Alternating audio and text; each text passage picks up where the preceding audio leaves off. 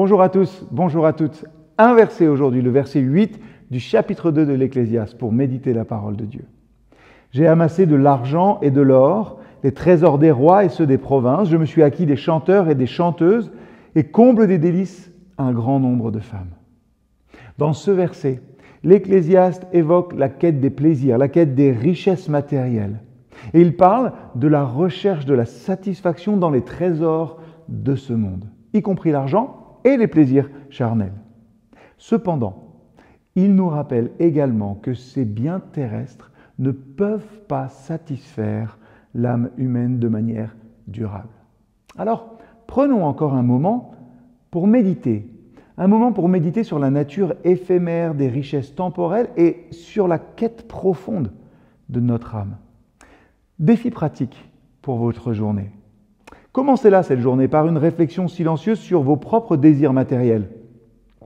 Identifiez une chose matérielle à laquelle vous accordez peut-être beaucoup trop d'importance. Quelque chose que vous poursuivez peut-être comme pour combler un vide. Réfléchissez à ça. Ensuite, réfléchissez à la manière dont cette quête de biens matériels affecte votre bien-être intérieur. Est-ce qu'elle vous apporte une véritable satisfaction ou bien est-ce que vous ressentez un vide persistant malgré vos acquisitions? Troisième chose, cherchez un moment de tranquillité au cours de cette journée pour méditer, prier. Simplement peut-être respirez profondément. Faites le point sur les désirs profonds de votre âme. Que cherchez-vous au-delà des biens matériels? Enfin, prenez un engagement.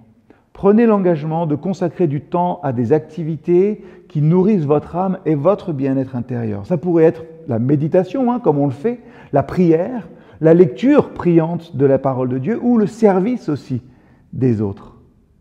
En méditant sur la quête du plaisir, des richesses, dans les richesses ou dans les plaisirs, et en pensant aussi à ce que recherche vraiment notre âme, on peut trouver là aussi un sens plus profond pour notre existence.